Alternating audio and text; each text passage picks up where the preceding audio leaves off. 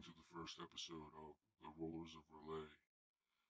In this episode, we start off with the Doors of Darkness scenario, the darkness beneath the hill. In this episode, we obviously have some technical difficulties. This is our first episode, and we want to bring everyone on a journey to Providence, Rhode Island, in which our investigators meet up with a Mr. Jacob Orleans, who just received a very, very special telegram. We hope you enjoy part one of The Darkness Beneath the Hill. You go ahead and go first. I'm pulling up mine real quick. No problem.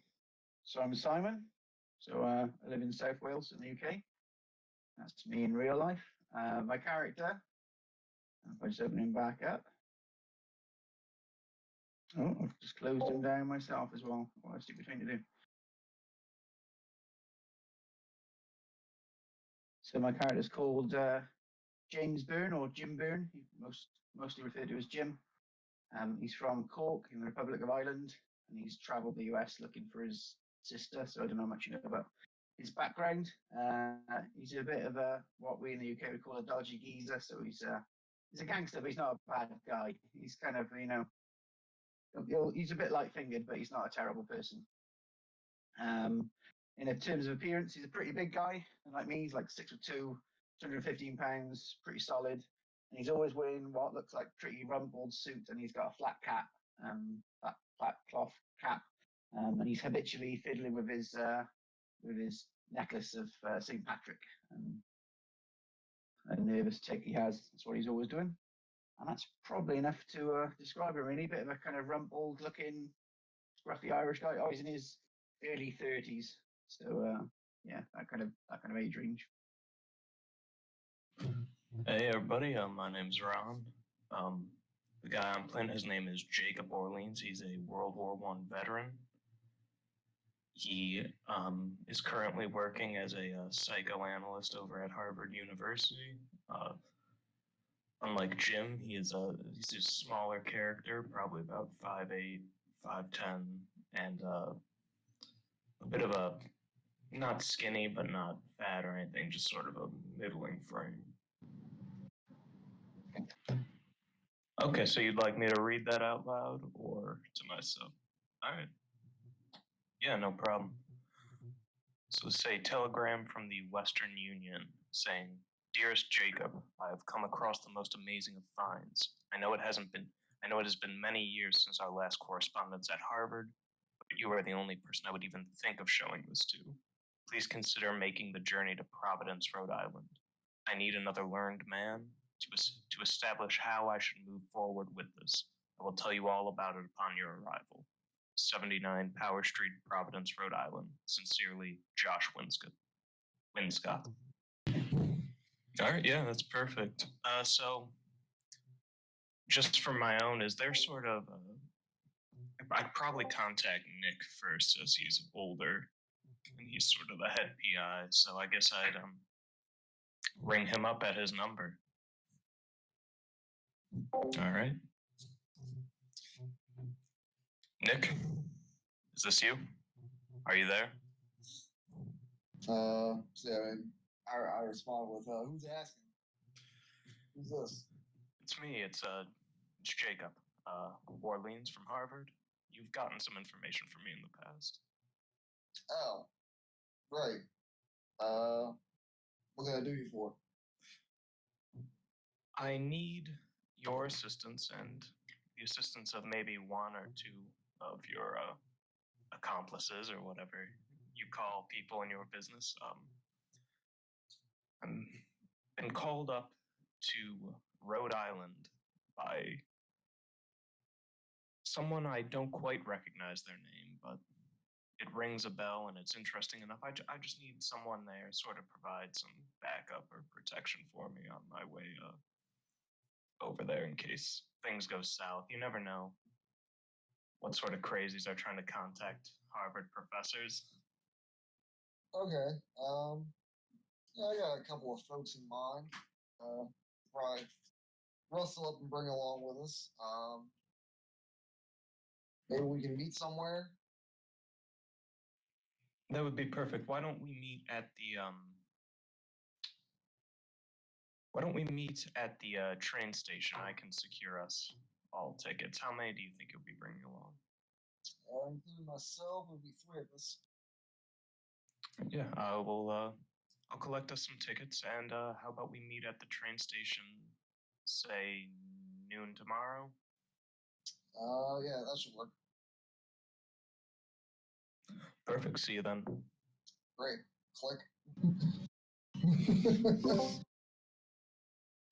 So I guess I have Will and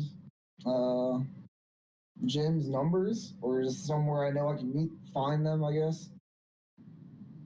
Okay, that's fine. I live in my office, so that's fine. If they're gonna swing by, I can fill them in whenever they come in. That's cool. Yeah, Jim will swing by from time to time looking for some work, so he'll probably be in there in no time. All right.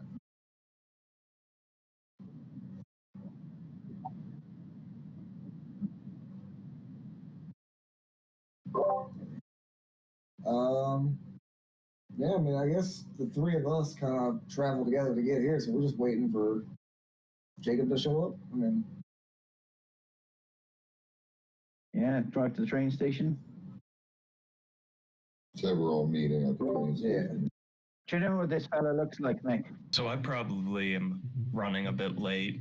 I come in sort of disheveled, like trying to shove papers that have been dropping back into my briefcase, etc. And I'd say I probably recognize the very tall gentleman first out in the crowd. So, Jim. Hello there. Are you there? Oh, you're all here. Perfect. Sorry, gentlemen. Sorry I'm late. But I've secured our tickets. I've picked them up, and we're ready to go. Should only be a couple hours train ride from here. A few hours train ride, so plenty of time to rest. And if we're lucky, maybe our caller here will be able to reimburse me for these train tickets. Yeah, that'd be nice. But I don't have much in the way of information as of now, besides the gentleman's name, Joseph Winscott. Would I have tried to maybe look anything up about him in the meantime, or seen if there was anything in my notes? Not quite yet. Okay. You're more kind of confused, and you're gonna travel where the story takes you. It's you're intrigued by the mystery. Okay. So yeah, I have nothing really much in the way of knowledge about what we're getting ourselves into, but I figured be smart, always travel in a group. So you gentlemen might just be getting a free train ride and a vacation out of this. Well, it's gonna be a few hours. I'm glad I topped this off, and I pulled my flask out of my jacket pocket and stuffed it back in. Likewise. Oh, I see we're a bunch of like-minded fellas. I have my own little flask here of a nip of something to keep me warm. Okay, and you want to tell the investigators possibly where they're going. So yeah, we're heading out to Rhode Island. I believe there might have been a specific address. Yep, 79 Power Street, Providence, Rhode Island. Not very familiar with that state, but the train will drop us off in Providence, and I'm sure we can ask around and find our way from there, unless any of you gentlemen have been there before. It's all news to me, fella. No, not me. It's all right. I prefer to wing it anyway. So you guys hailing a taxi? So we probably get on the train, ride the train into Providence, and then, yeah, I'd say once we get off the train, I'd probably hail a taxi over for us. All right, you guys are all together, and the taxi comes, and he says, "For you guys, hey, where you going?" 79 Power Street, if you would, sir. Oh, the old Winscott house. Yeah, they have a rich history here in Providence. I don't mind a little bonus history on the trip. What do you mean? Well, the Winscotts, they've been here a very long time. Didn't expect this to happen so early. The house at 79 Power Street was built by a man named Elijah Winscott. He was a slave trader in the late 1700s. Um, he had a nephew. What was his name? Micah. I think I read about it as a kid. He inherited the house. But that was like 100 years ago. So somebody inherited the house 100 years ago, and it's been the same owner ever since. Nah, the aunt, what was her name, Flower? No, Florence. Yeah, she lived at the home, until she just recently died. So who owns the home now? Some kid, maybe in his late 20s, early 30s, I think his name is, Josh. So all you know is his first name, you don't know his surname? Well, Winscott, of course. Oh, he has a family, right? Yeah, that house has been in the hands of the Winscotts since before the Revolution.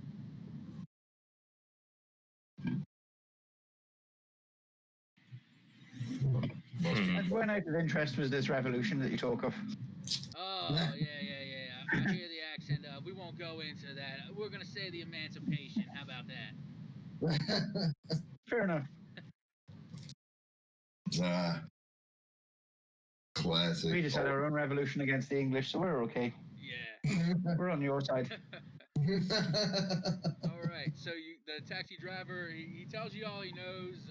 He's lived there his whole life, but he tries not to meddle in other people's business because he doesn't like people meddling in his. He takes a liking to Jim because he can see their kindred spirits. At some point, Jim will pull out a tattoo or photo of his sister, just as we're going into more campaign mode, and say, "Don't suppose you haven't seen a lass that looks like this about your travels?" Oh, I've And seen show a many picture of ladies in Megan. my time. I don't know. Sure. I don't know her exactly.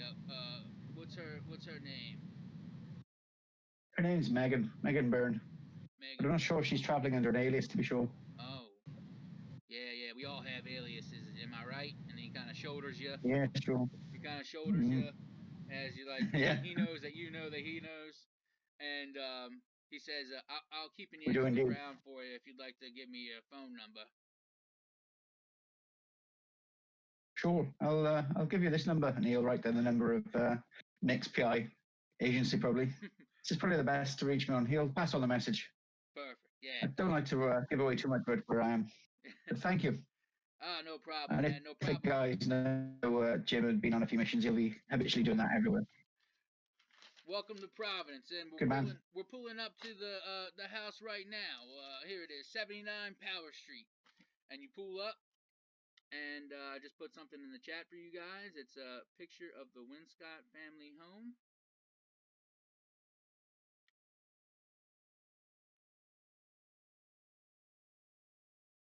It's an older house.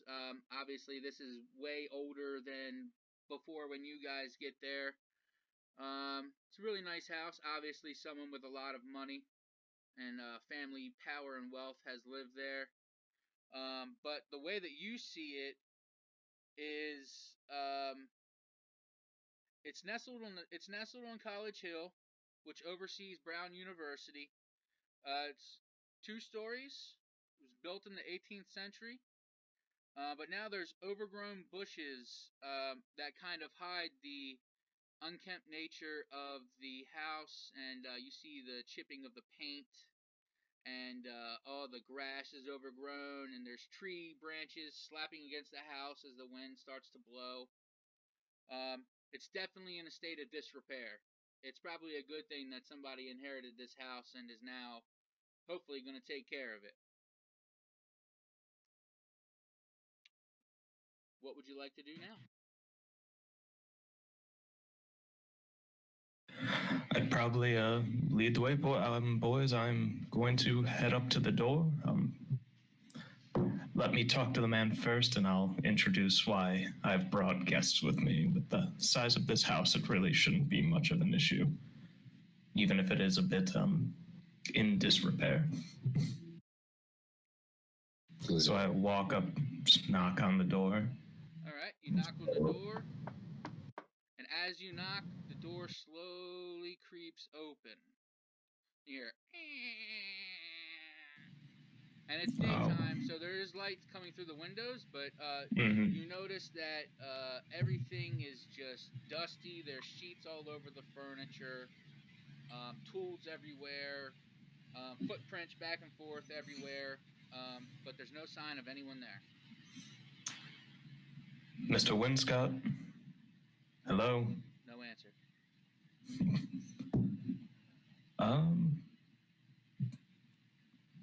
So it doesn't look like anybody's home. Just then, after he hears that, you hear, come in, I'll be up shortly. It sounds like it's coming from down below. And then you hear, someone walking up steps, old wooden steps, click, click, click, click, click, click, click. And, you see Josh appear from the stairs, leading into the basement that is kind of off to the side of the kitchen. Yeah, like I said, you see tools, boxes, and covered, still dusty furniture throughout the house. And you see Josh coming up. He's dirty. He's got dirt all over his face. His hair's disheveled. He's slightly sweaty and glistening. I would imagine he looks like Brad Pitt in almost every single movie that you ever see him in. Slightly sweaty all the time. He's a handsome-looking guy in his late 20s, early 30s. And you see him with a cigarette in his mouth, and it looks unusual.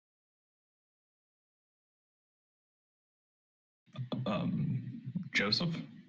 Josh, yeah, Josh. Josh, it's me, Jacob. Sorry, I don't mean to... These are my associates behind me, who I've brought with me. How do I know you? Oh, yeah.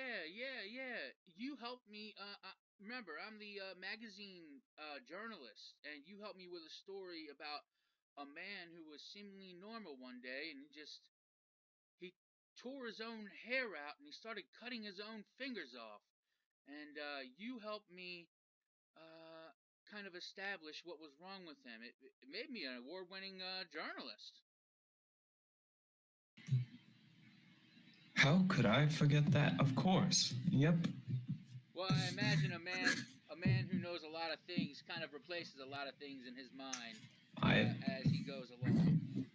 I have been known to be forgetful, but anyways, these are my associates, and Jim, William, and Nick, and they'll be assisting me here. And what exactly are we doing here? Why don't you guys just come in and take a seat? I know everything's a little dusty, but and he kind of pats off like a sofa area and removes one of the sheets, and he makes it a room for you all to sit down, and he kind of sits in a chair adjacent to that. And he offers everyone a cigarette. Would you like a cigarette? Sure. Well, of course, 9 out of 10 doctors agree they're healthy for you. Like, it's unhealthy not to smoke. Am I right? Absolutely. That's why I only get the most exotic of cigarettes. And he hands you a cigarette, and you notice that it's a Turkish blend cigarette. It looks like he might import his cigarettes. So William's gonna take a nice deep smell of it. You know, damn fine cigarette, sir, and just light it on up. Yes. I get these imported from all over, from India and from Turkey. I believe I get them from a man named Corbett, I believe. William instantly butts it out and just, Yeah. no, never mind. I'm not quite in the mood. Yeah, I think I'll just save mine for later. Oh, that's Yeah, fine. I do the same. It's not everyone's taste. I understand. Jim looks a bit grey and puts it away. Oh. He says, Well, all right, so you guys, so now that we're done all the pleasantries here, you want to know why you're here, and I understand that. I found the most amazing thing in this house. I inherited it from my dead Aunt Florence. May the gods rest her soul. It's been in my family for years, but unfortunately, I don't know very much about the house, considering, my name gets associated with slavery and dealings in people and trafficking. And that's just not something I want to be associated with. So I didn't learn much about my family except for what other people have told me, and honestly, what I've read about in the history books. During restoration, I discovered a bricked up wall in the cellar, in the storage area, and it's covering what looks to be an extensive tunnel. I thought it was an old um, drainage system, but when I started looking into it a little more, it looked like it was connected to larger corridors. I think it might have something to do with the slave tunnels, but I've only heard rumors about those tunnels.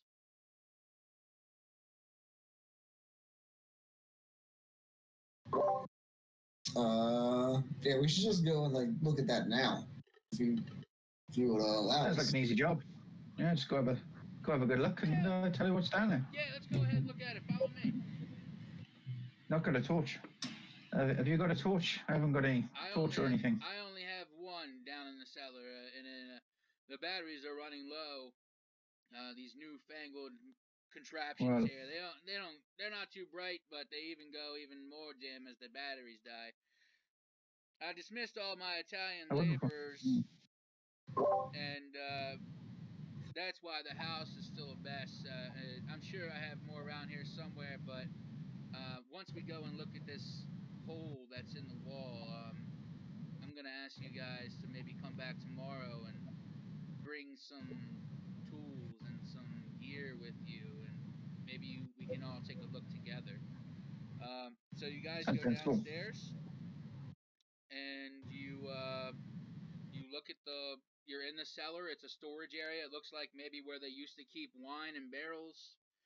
And you see a hole. Looks about big enough for Josh to fit through. And he pokes his head in, and might be enough room for maybe somebody else to poke their head in and kind of take a look.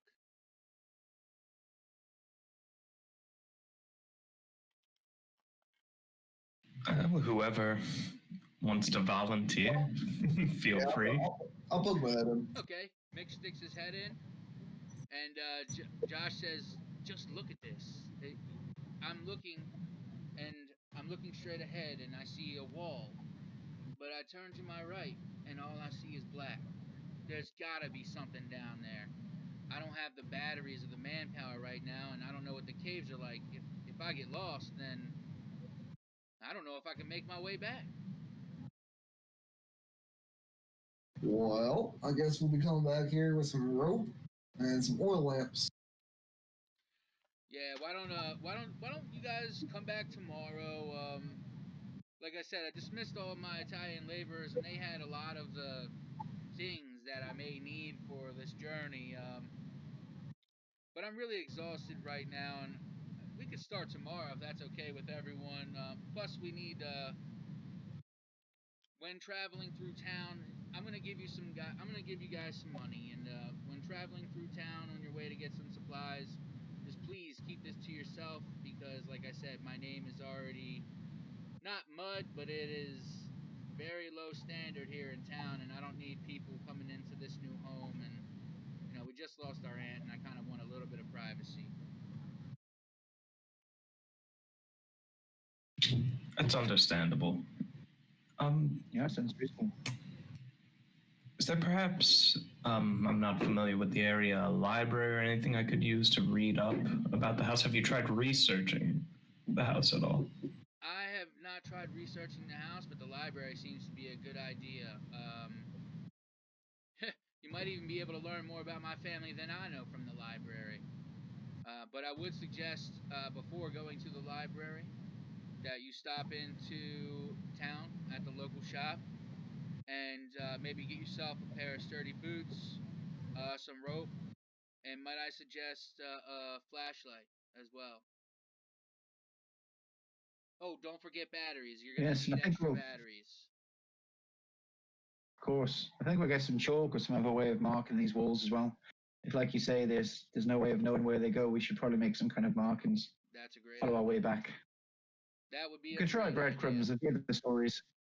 If if it leads as far as I think it leads, and it really is some kind of tunnel or something, I don't even think the store has enough rope to have a lead line going down. But you never know if you have to climb up or climb down something. Who knows? I don't know what's down there. That's why I need you guys.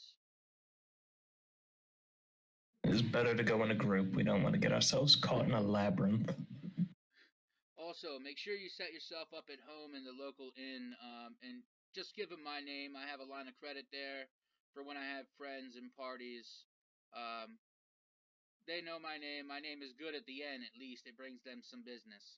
So please enjoy your stay there. Don't forget to stop at the local store, and you'll see the library. It's one of the biggest in Providence. Providence isn't very large, so if you need help finding it, you can just ask someone that lives here, maybe a local or even the store owner. He'll be able to point you in the direction. Is this another one of these inns that don't actually serve any alcohol? Well, What's wrong with this place? unfortunately, because of the times that we're in, the government and their prohibition, but I'm sure if you say my name, they might be able to help you. Aha. Yes. Yes. That's it. Like they could do a jib. Good idea there, man. All right, and Josh goes. Josh bids you guys farewell. He says, "Thank you so much. I'll see you tomorrow morning." He says, "Right now, I'm gonna go and get some rest. Please enjoy your stay in Providence, and I'll see you in the morning." See you then. All right. As you guys leave, you're now outside. You make your way to the street, and you see the taxi driver there again. If you'd like to use him, if not, the local store is not too far away. Power Street is pretty central to the town. What time is it? It's 1 o'clock in the afternoon. So, fellow connoisseur of the library, huh? That was my thought as well. Perhaps we could split up, go get supplies, and a couple of us could go to the library to begin looking up a few things that might help us. So I do enjoy. One for books. Yes. I'll be happy to go to the store and pick up a few things. Yeah, I'll go with Jim. And then we could all meet back up at the inn then afterwards for dinner. It'll be nice. That's fine. Sounds like a plan. Depends how early me and Mick get there. We might have had quite a head start. Might already be looking for a nap. Who knows? Stamina got. So we're gonna switch gears here, and we're gonna go with Mick and Jim to the store first. So Mick and Jim, how would you like to make your way to the store? Would you like to take the cab, or you just? It's a really nice day. Maybe you guys want to walk.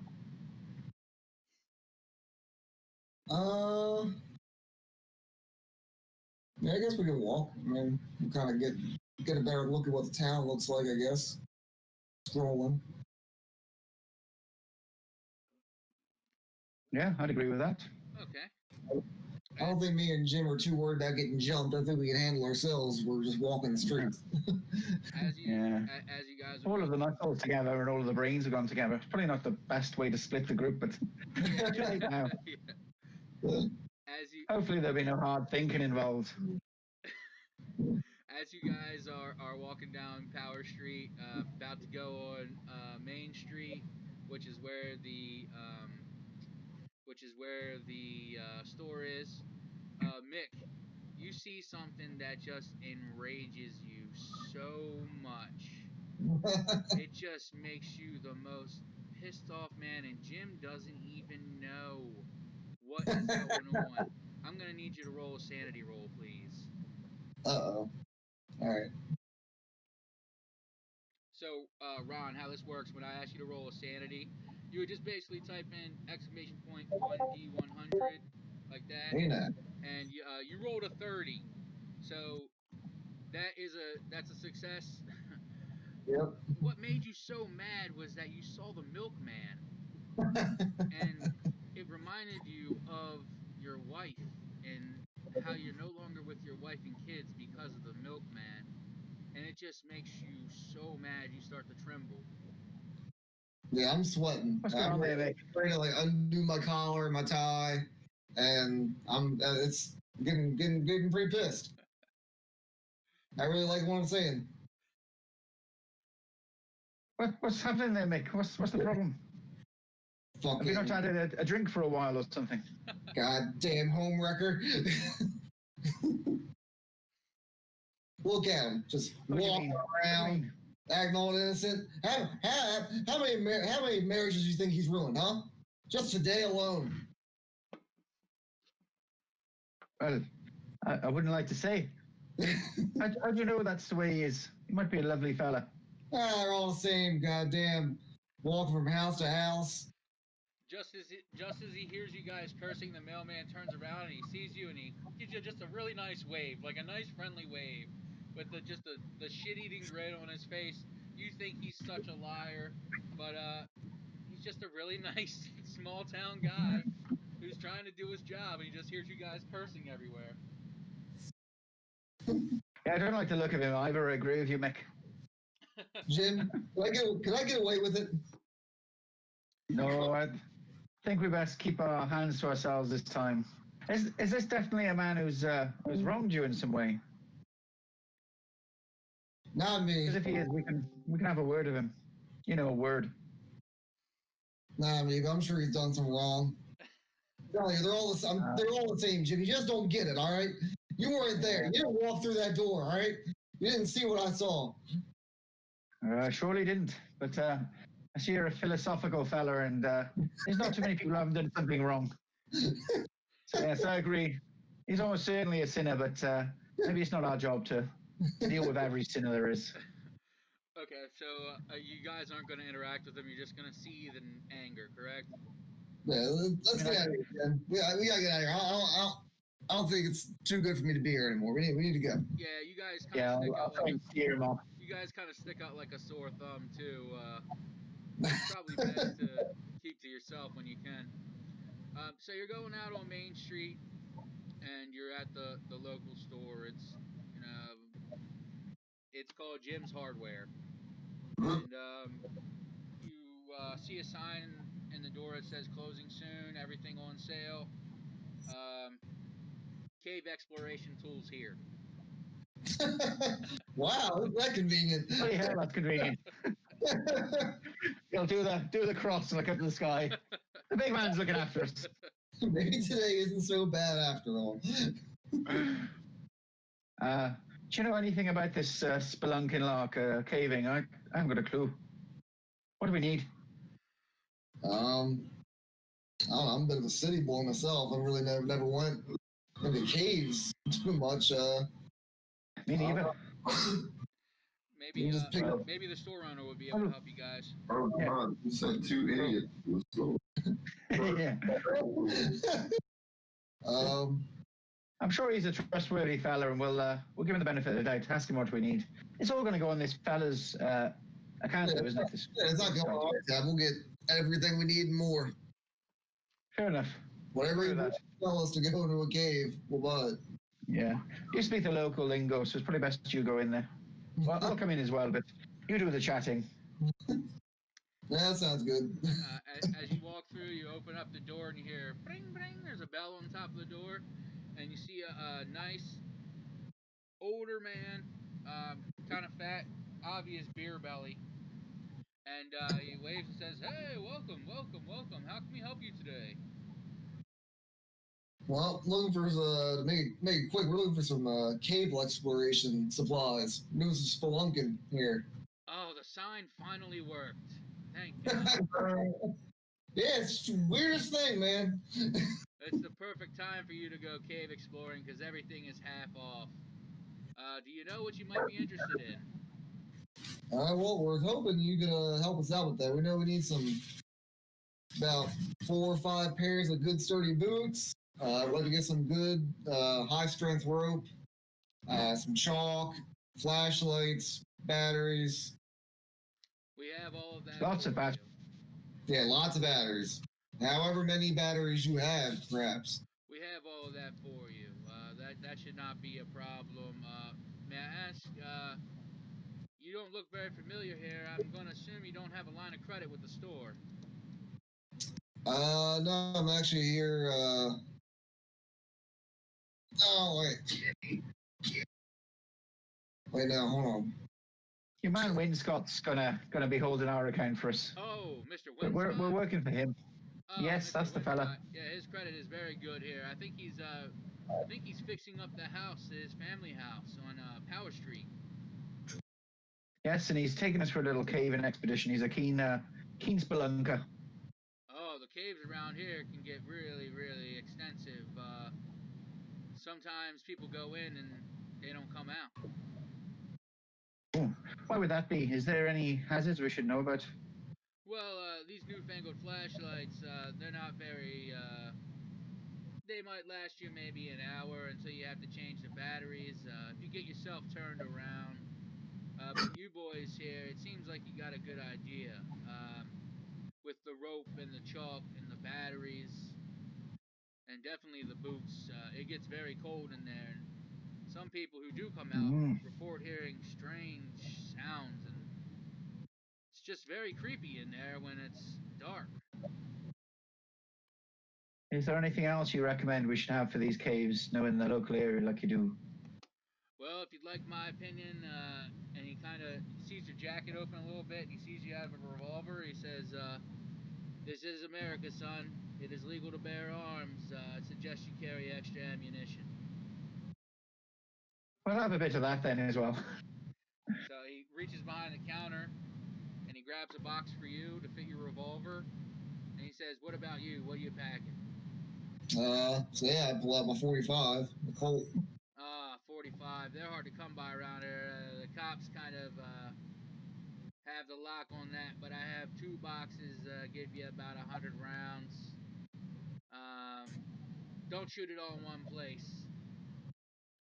And if you do, come back and put more in Mr. Winscott's account. That should be I think more. we need something for the other fellas, Mick. Some kind of weapons. I'm no expert. Well, we do have.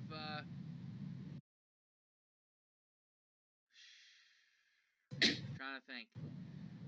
We do have these picks. What would you suggest for a little fella who doesn't do much shooting and probably doesn't know how to hit a barn door? Well, I would suggest possibly a machete. It's damn near a sword. Fair enough. We'll give the little fella that. See how it goes. All right. So we're gonna. We're good entertainment value if nothing else, Mick. He can charge in while we do the shooting. Yeah, I'm fine with that. And Mick, you do you want to grab maybe some extra ammo? Maybe somebody has a gun that you don't know about. Maybe they have a 45.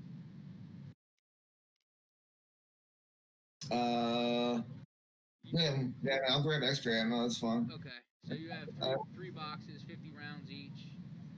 You're obviously going to keep 2 for yourself because you're greedy, and you're worried about yourself more than you're worried about anybody else at the end of the day. Yeah, that sounds about right. And are you going to get 1 machete or 2 machetes? Well, never get 1 when there's 2 on offer. He's gonna get the 2. All right. Yeah, it's not on our dime, right? So It's 50% off, so it costs the same as 1 anyway. All right, yeah. All right. So because of the sale here and because of Mr. Winscott's immaculate line of credit, it's gonna cost you $0. Fantastic. Is that all going to be ready to be picked up now, or do we need to come back later? Why don't you guys come back a little later on tonight? It's gonna take me a while to get everything together. And how many people do you have with you? Should I put it in 2 bags? Should I put it in 8 bags? I don't know how many people you have. I think it's like 5 total, including that Josh fellow. Yeah, could you chuck a few bottles of water in those bags as well? A few canteens of water just in case. Oh, sure, absolutely. And in the cave systems, there's a river that runs around a lot of the openings. And also, there's a lot of natural water that drips from the walls. It is very dark and damp in some of those, from what I hear. Marvelous. Why are we here again? Sounds horrible. Oh, yeah, Providence. There's a lot of rich history here in Providence. Not all of it's good, especially with the people that you associate with. Well, he seems a nice enough fella to me so far, but we'll see. Yeah, Josh is a lot different than his father's side of the family. His father's side, they have a rich history here in Providence, and it's like I said, it's not always good. Their name isn't necessarily mud around these parts, but it is very tarnished.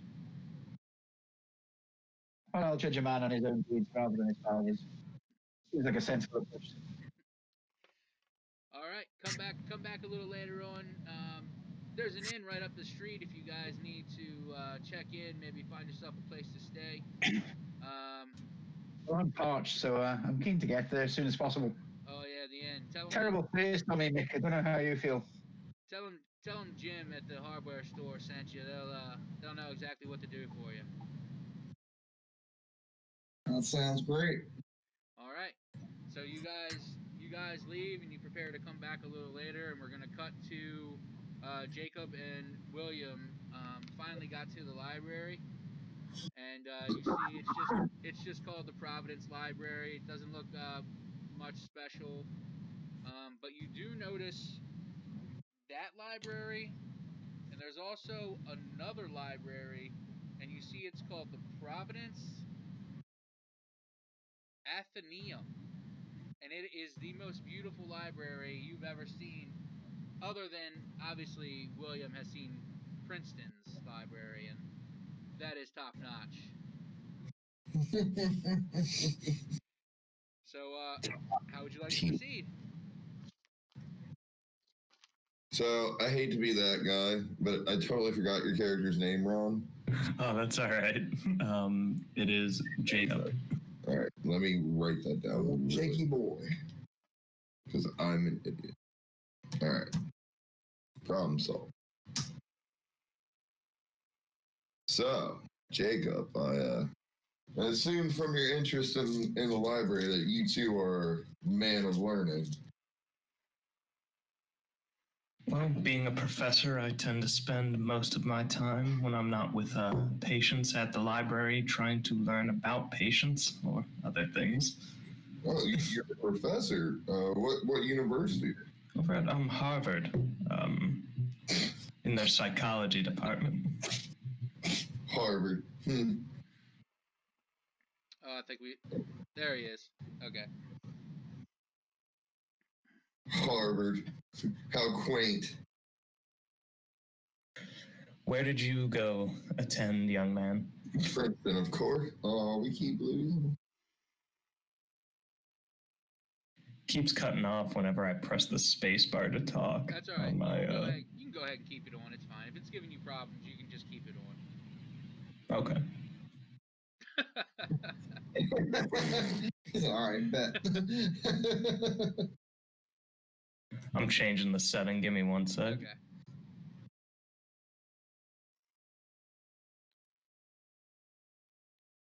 Yeah, I was trying to get push to talk set up on the fly too, because it looks like all the audio goes back through the mic on this but I couldn't figure it out.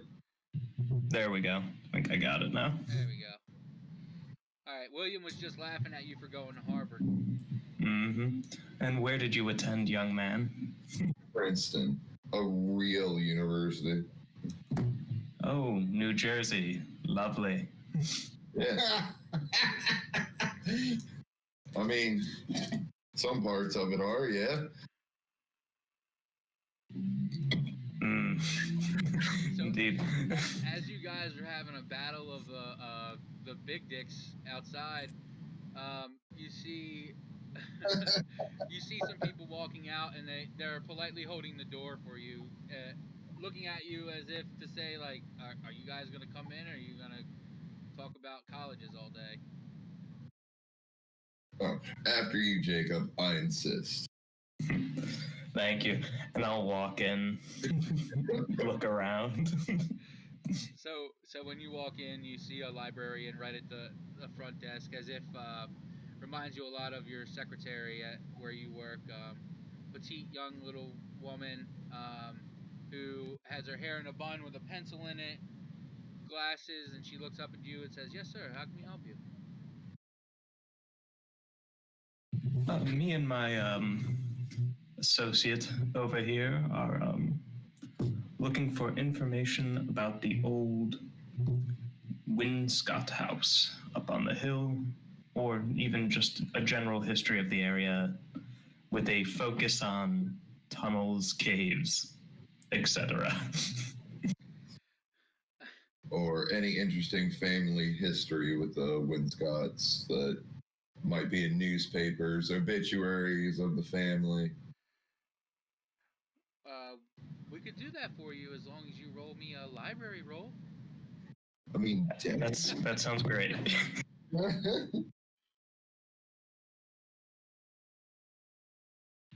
Give me one. All right, so that's a pass for you, yeah. William.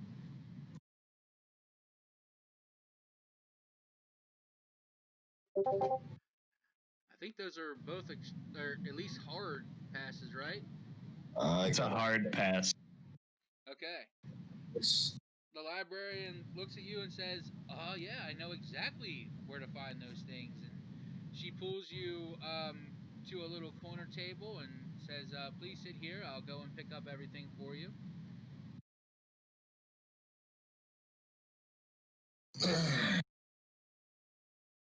Suppose I can wait patiently.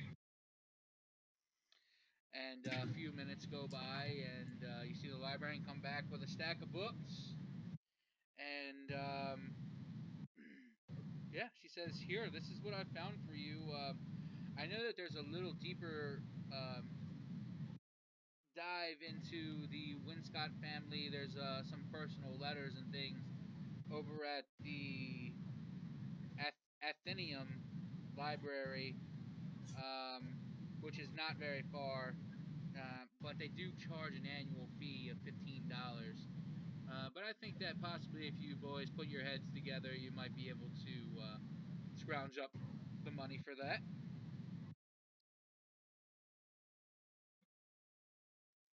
She sets the books down and says, "Once you're done, you can just leave the books here. Let me know, and I'll be happy to put them away for you." So, what exactly did she bring us? She brought you just a bunch of books about the local area. She brought you a book specifically on the Winscott family, and also some passages about slavery in Providence. Nothing on cave systems or family obituaries or anything good like that? Nothing like that. All wrong. Well, Mr. Harvard, did you have a preference on which of these you'd like to dive into first? I'll take the one on the Winscott family. Okay, so you're gonna get the other one on slavery, William? Correct. Okay. So, Jacob, as you look into the book, you see a couple passages that catch your eye. one about Rhode Island. It says Rhode Island was the only New England colony to use slaves for both trade and labor. After the American Revolution, emancipation,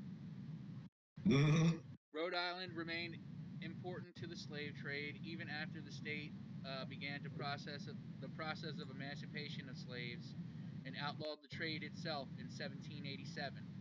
John Brown, a wealthy merchant and politician, was tried in 1797 for violating that law and the Slave Trade Act of 1974.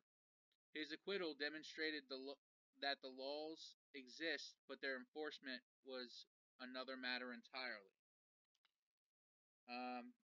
You also see in here more about John Brown. It says the current home of Brown University's library collection was opened in 1910 and can be found at 20 Prospect Street. Library is a marble edifice in English Renaissance style and is already proving too small to adequately contain the enormous collection. The ground floor's public area consists of long reading room with reference shelves and periodicals. The mezzanine above the entrance is the Harris Room, and is a two-story stack inscribed fireplace. The third floor contains a rare book room, large exhibition area, and specialized collections, including the Ryder Collection and Rhode Island history. That just explains kind of Brown University's library. But you also see that she brought you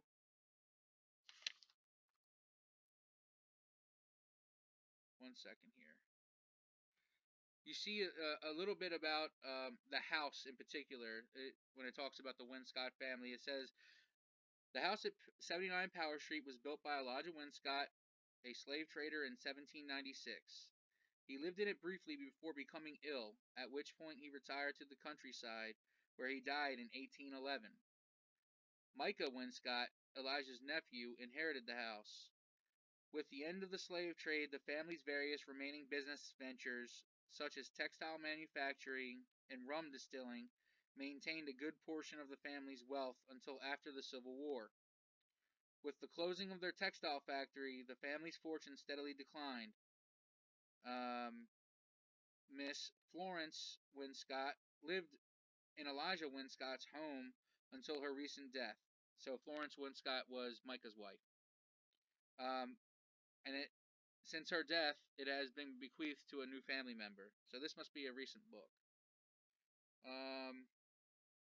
That's really all you see about the house.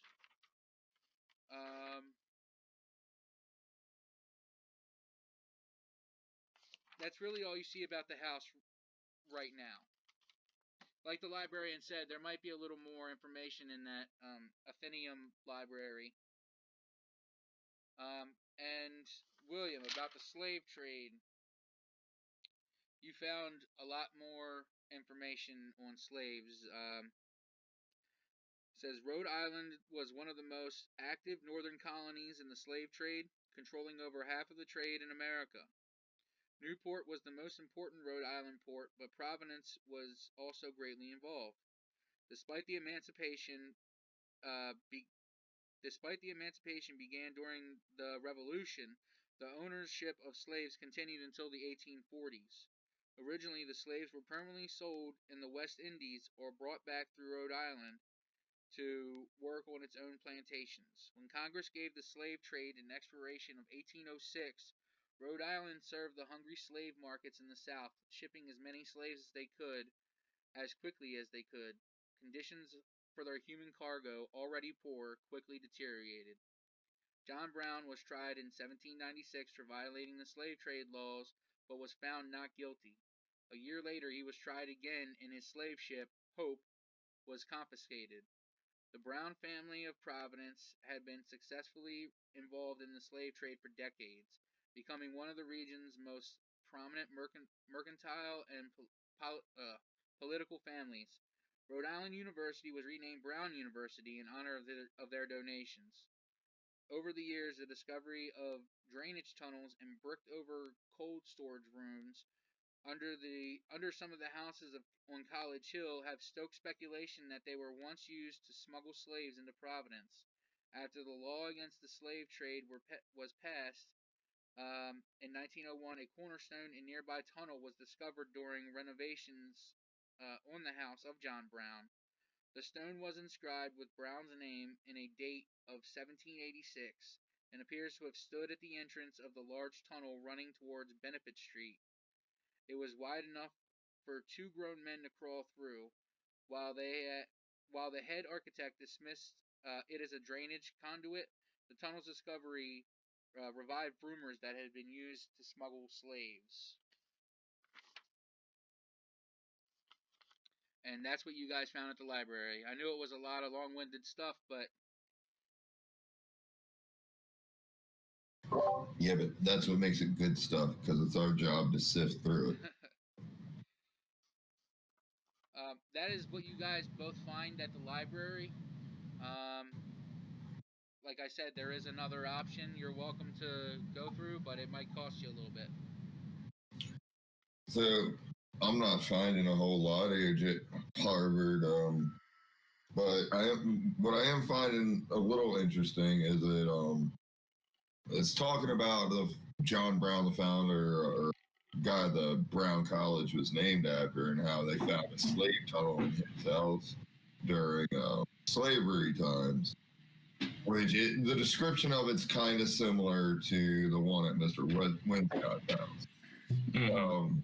It describes it like a two-man wide tunnel, basically kind of like what we found. Could look like a drainage tunnel, so there's a very good chance that it's some type of slave transportation tunnel. Let's look at.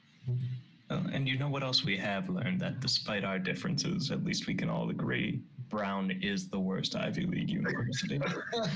I mean, it's really just, it's not even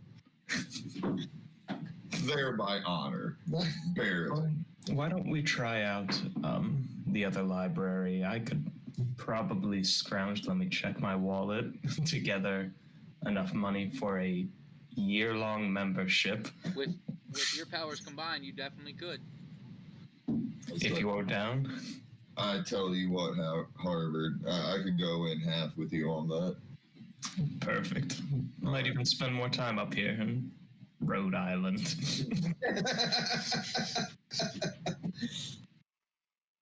So yeah, we'd head over there, probably return the books and head over. Okay, and the librarian says, did you find everything you were looking for?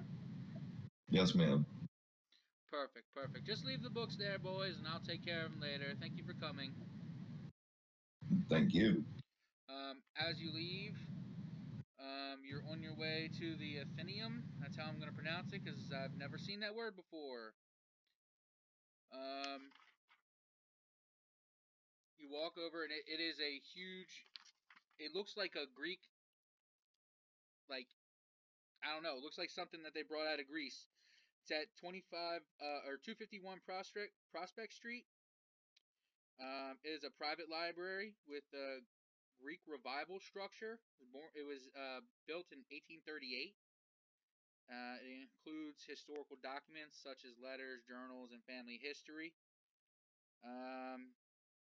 But yeah, it's $15 a year annual fee. But obviously you can walk in before paying, so you can sign up. I'll walk probably over to the front desk. There's a librarian there. She's not as nice. She's a little stuck up, and she says, "Yes, may I help you?"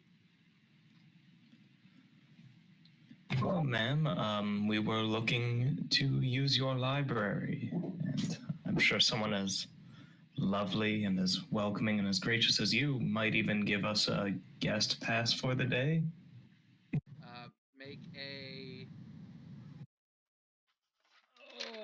Make a fast talk roll.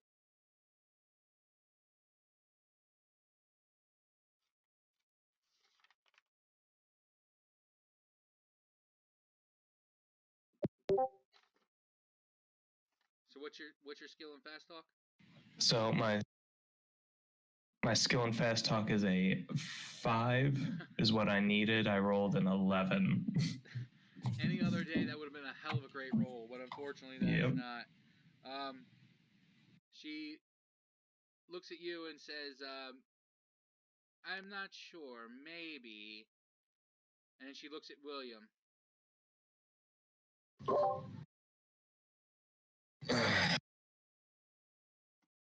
So to be honest, this is honest. This is just the most beautiful library I've ever seen, and it would be the greatest gift I could ever receive if I could only browse it for the day. Roll a persuasion roll. I can do that. Ooh.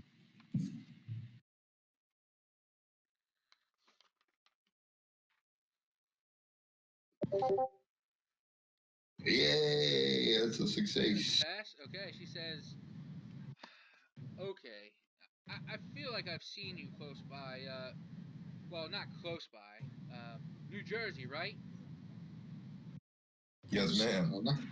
I swear. Greatest university. Yeah, I thought I recognized you. I think I was at a party one time and you were coming on to one of my friends. Yeah, we'll give you in this time. What can I help you with? As long as you guys are in and out quickly, I can get you what you need. Any information that you have regarding the Winscott's family home, its architecture, or even if you happen to have any old floor plans for it?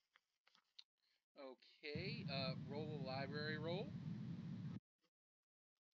Use that library. Oh, Ron, I also forgot to mention, and anyone that forgot, any successful roll, that's a success.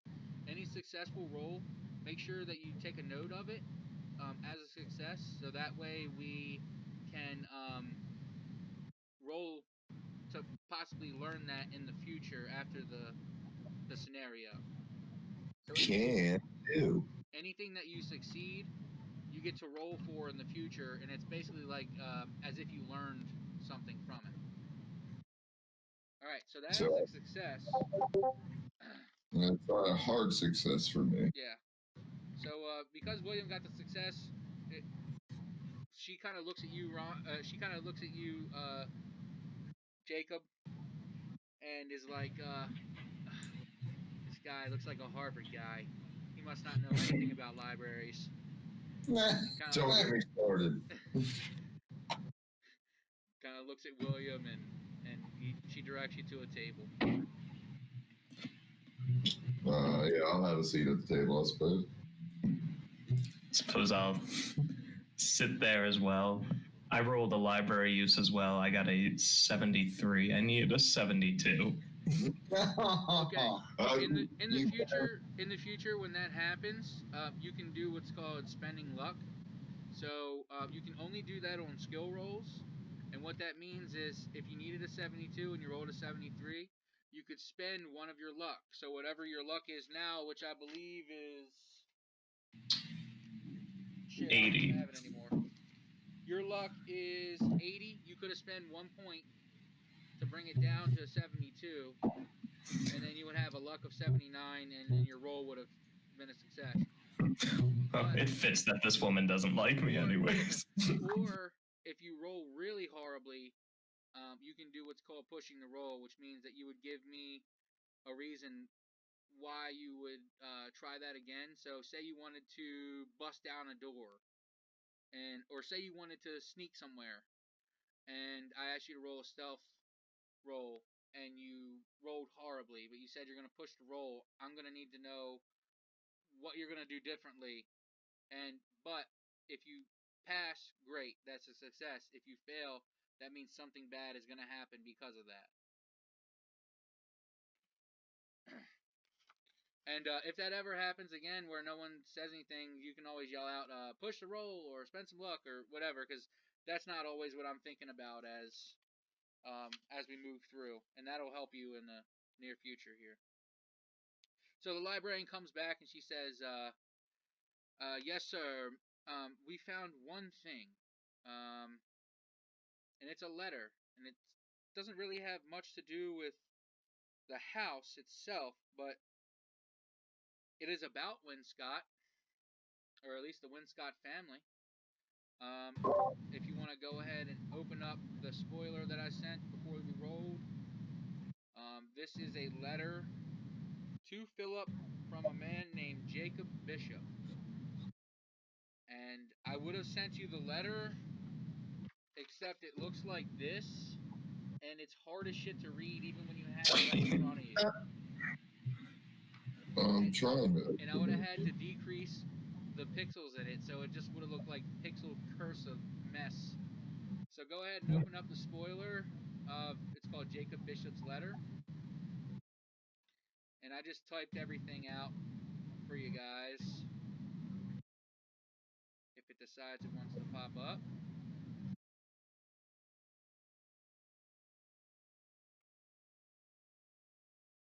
Oh, yeesh. Whoopsie. And if you'd like to read the letter, William, that would be great. Hmm.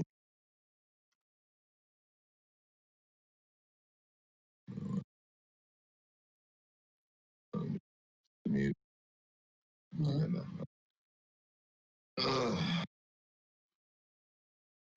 Providence, January 5th, 1811.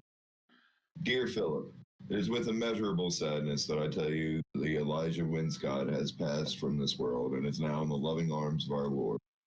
We had all known that he was not in good health for some years in both his body and his spirit. He had made it most hard to know his troubles, for he had quit the company of his fellows. I did visit him in the country house where he had lived for some years now. As he lay sick in his bed, he broke a silence and told me a tale that I cannot properly reckon. I do not rightly know if I should tell it now to you, but I know you'd worried greatly for our friend. He recalled me that 15 years past he has pondered how we might continue our trade, which had served us so well. The hateful laws against livelihood and the troubles that beset John Brown caused him no end of upset. Well, I remember, as you must, Elijah's character and speaking in the tavern during this time. We thought it idle fancy and too much drink. We all of us laughed to hear him speak of how we should dig tunnels neath the town. We did not know then that 'twas not an idle fancy altogether. We did not know that he had been making plans in secret, for when the cellar neath Elijah Winscott's home was laid, a tunnel was found. This tunnel did go close to the river, and it was not matter to dig it yet closer. All had been said, and Elijah did wait happy in his home for his men to bring to him his slaves, but they did not come. When he began to wonder what had kept them, he and the men had to hand wet down to see what they might find. They found death. In straining voice he told me of parts of men strewn like rags across the tunnel, white man and slave alike. He could not be sure, for he did not linger, but he did not think that not all men were accounted for, nor did he note anything of the slave women. But where could the others have gone, and what had come for them? The shadows of the caverns did seem to leer at him, keeping the mystery from him. Quickly he returned, and quickly he made walls of strong brick underneath his home and near the river to keep out whatever may be below. He knew no rest from that day forward, certainly not while he remained in the house. All we knew then was that he fell ill and spoke no more of schemes to thwart the laws. From his sick bed at the end of his life, he said that chasms plunged deep beneath the town he had quit. He peered out his window at the swaying red maple trees and seemed to calm. I can only think that this country house was some peace to him as he breathed his last. May his heirs have better fortune in that house in Providence than he. With sincere esteem, Jacob Bishop. That's fucking terrifying. Yes, and there was one typo in there, but there was a shitload in that letter that was capitalized that I was like, why in the hell is all this stuff capitalized? Makes no sense at all. So it was weird to me as I was typing it out. But either way, we're back. So you guys just found that letter, and yeah. What do you think? So, yeah, I mean, assume that I read it aloud to you. Yeah, I would imagine you would have. Mm-hmm. So that's what do you make of that, Harvard? I'm not so sure I want to go spelunking in those caves under the house now. It could just be the ramblings of a man on death's door. Listen, normally I'd be with you. I'm a man of science myself. I've seen some things now that have made me question that. Frankly, any tales I don't take so much with a grain of salt anymore. Well, Jacob, we could bring this. Jacob, roll a psycho.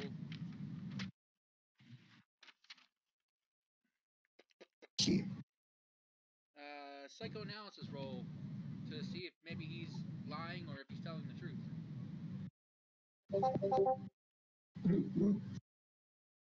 For you, I believe that's very good. That is a... Where is it? Yep, that is a extreme success. Okay, you look into his eyes and you tell that this man is scared. He knows that there are things that science can't explain.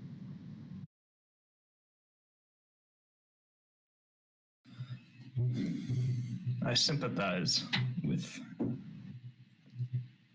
how you feel. I've seen things too during the war and during my time in the POW camps that cannot be explained by science or psychology. But we owe it to this man, at least after he has paid for all this, to at least bring him what we found here and let him decide what he wants to do. I will not force anyone to go down into these caves if they do not want to. Oh no, I want to. I gotta know what's down there. I have to know. Just like you said, we have to bring this to the group and at least make them aware that there's some rumor of men being torn to pieces in those tunnels. Indeed. Let's head to the inn, and you can bid your whatever, the clerk woman farewell, and you can do your secret Princeton handshake or whatever you all do. High five.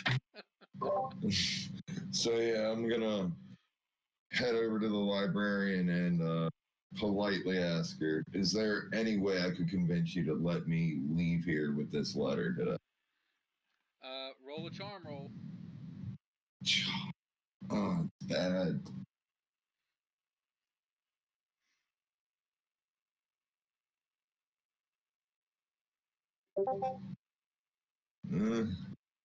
Good roll, but I don't think I have much enjoy. Yeah, you guys are rolling really well today. It's scary.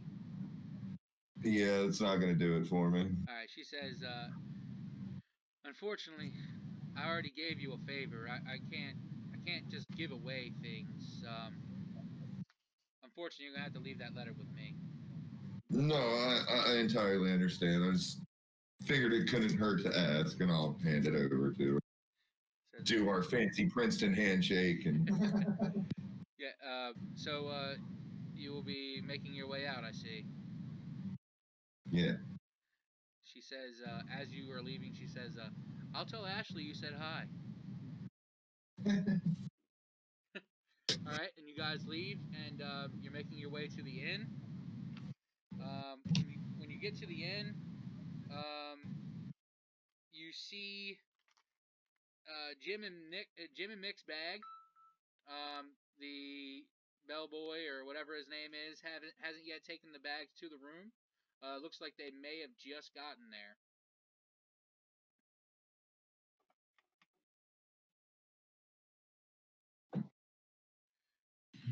Gentlemen, are they down in the lobby? Do we see them? They're not there. Their bags are there, but there is a gentleman at the front desk, the concierge of the inn. Sir, have you seen two of our party? Their bags are right there. Did they come in recently? Can you point us in their direction? Yeah, you must be talking about the guy who was shaking uncontrollably and the other guy who looks like he definitely shouldn't be around here. Yeah, we saw their bags. They told us Jim from the hardware store sent them, so we took them to where they needed to go. Well, I don't know Jim, but I do know Josh Winscott. Oh, so you do know Jim, and he kind of gives you like a little wink, and he says, "Is this your friend?" And he's looking at William. My associate, yes. Yeah, he looks like one of those Princeton guys. You can spot him. Good. He says, "Does he know Jim too?" I suppose he knows Jim, yes. All right. Well, follow me, gentlemen. And he says, please feel free to sit your bags next to your friends, and we'll make sure they go to your rooms respectively. I definitely keep my briefcase with me, but I probably put my other bags down. Okay. My chemistry bag stays with me too. Okay. And you go to what Jim and Josh have been talking about, and he pulls a candlestick from the wall, like something out of Scooby-Doo, and the bookshelf moves, and you walk back, and it's obviously a speakeasy. When you walk in, there's not big band music playing, but there's a record playing. It's just regular jazz music. It's too early in the day to have a band in there. It would cause attention. And you see Jim and Mick sitting at a booth, and it looks like they might have been there a little longer than you expected. Good God, man, this music's terrible. Can you tell anybody to turn it off? What's going on? Do they all know the same song?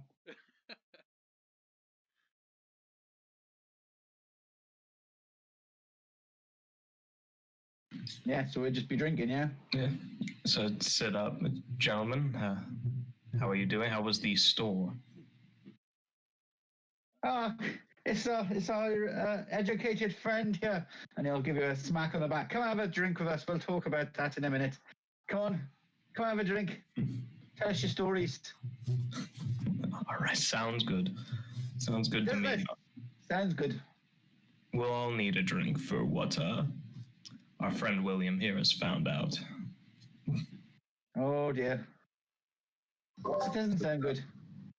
I'll hurriedly sit down at the table next to them and glance around for the nearest server or whatever and make motion for them to bring or come over and place an order or whatever for a drink. And the server comes over and he says, well, it's actually it's a man. He says, let me guess, you're drinking whiskey. He says, no word. Good, because that's all we What got. else would we be drinking? Good, because unless you got Guinness. Here, and your Irish friend, he's drinking a lot of it. It's a good thing he knows Winscott, because I don't think he'd be able to afford all this. Yeah, just I definitely wouldn't. Just bring the damn booze, barman. He says, he looks at you and he says, don't make me get your friend to kick your ass. just bring and leave the bottle at the table. All right, no problem. We can make that happen for you. How's the music? You guys like the music? Bloody terrible. That's too bad, because it's the only song that I've ever heard in my entire life. So I constantly keep it on a loop. That sounds even worse. Do we have to keep listening to this terrible rubbish?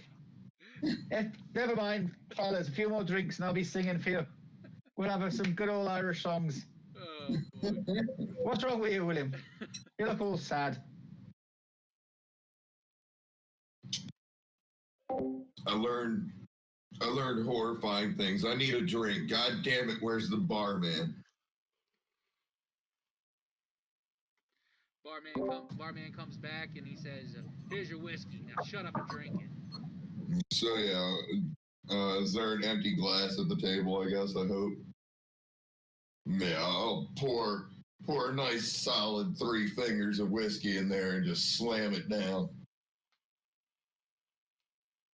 Yeah, it's better. So, found a whole bunch of stuff at the library about how this area is famous for escape tunnels under houses and how they were used in the slave trade, but the tunnel under Winscott's house. We found a letter saying people had found, well, for lack of a better word, people in pieces down there. Lots of them. And that's why it got bricked up. There's something down there. Something like, well, like what Corbett had. Maybe. I don't know. I gotta know. We gotta go down there. I'm not really following the logic of your case here. You're suggesting there's some kind of monstrosity like we saw at that other house. I'm suggesting, and he pours another stiff drink and slams it back, that there's something down there ripping people to parts. Parts. Do you understand me? Do you understand me, Jim? Parts of people. What did you all see? And I pull out a notepad. Jim's just takes out his St. Patrick and is just mumbling some prayer and holding it, so he's not answering. Jacob, roll a psychology roll. Listen, all I'm saying, when we started finding parts at Corbett's, it only got worse. Now we're finding stories of parts of people here. It's only bound to go downhill.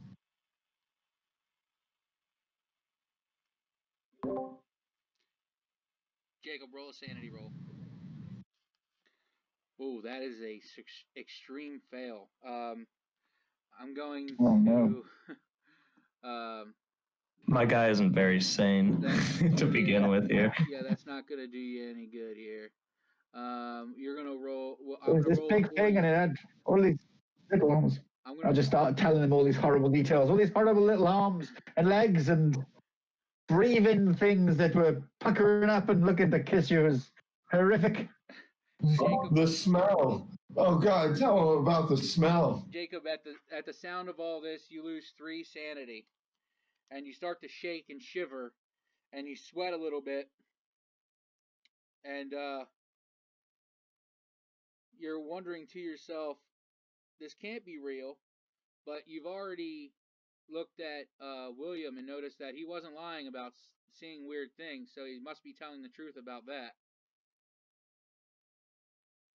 So, yeah, I think how that probably manifests is he's just like, Jacob's feverishly just like taking notes now as they're telling him things, like drawing things out clear. Trying to get clearly like twitching while he's doing it, trying to get as much information as possible, but clearly he's gone like pale, sweating.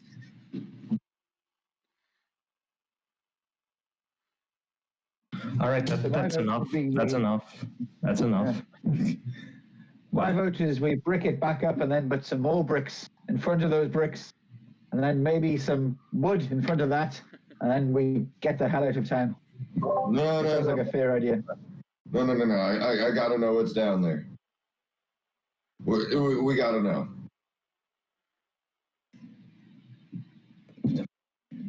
No? Am I the only one? Am I the only one that has to know? I mean, Jim, we did already buy all these supplies. This Winscott tab. I mean, we should at least take a peek. I'm not the type just, just grab the money and run here. Jim. Thank you, Jim. Name's not Jim, Will. How drunk are you? That's me. He's not handling his drink very well, is he? He's not. These intellectuals. He grabs the liquor. Grabs the glass and bottle and pours another and slams it back. Hey, he's probably also facing like the waiter while he was saying that. If you're gonna do that roll luck roll, you're gonna do that roll luck roll because you're drunk. Oh. It was a matter of time.